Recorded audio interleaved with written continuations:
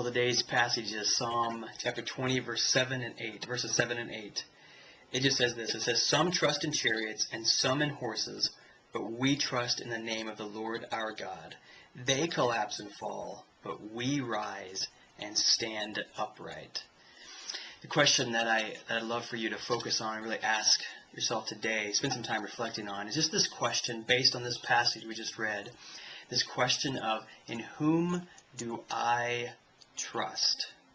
Maybe a better way to say it, maybe a fuller way to really ask that question is to say, in whom do I trust everything with? It's very revealing in our lives to consider who it is or what it is we turn to in times of trouble, when we get bad news. You know, some of us are going to turn to some things that help us cope. They're coping mechanisms.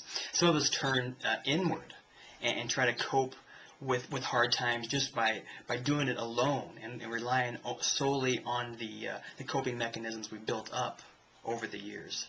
Some of us turn to friends and trusted confidants, and that's good. That's a good thing that God gives us. I think a challenge for every Christ follower is learning to trust in God. Certainly, I can stand here and say that from Scripture, so that it teaches us to trust in God with all things, with everything, especially in the hard times. But actually doing that is really hard.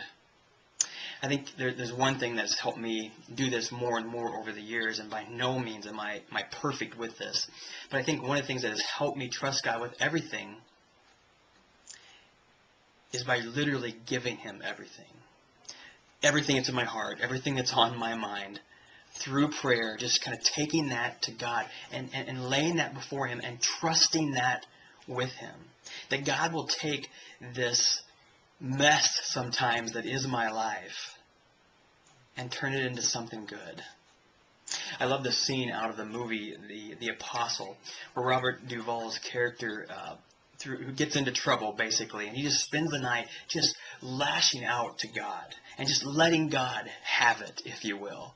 Now, this circumstance that he finds himself really is his own doing, and yet he had a relationship with God close enough that he was able just to give God everything, even his anger, even his worries, even his doubts. And if there be anything that I would hope for you and love for you to have, is the relationship with God that is so intimate, that is so close, that you'll trust God with everything.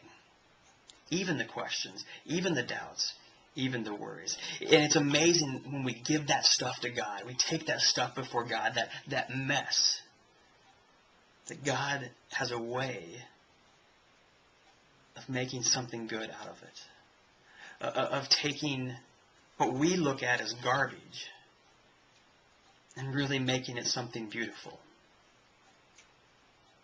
This day, this week, in this 21-day journey, my hope, my prayer for you is that you really let God have everything, so that He can build within you that trust for Him with everything.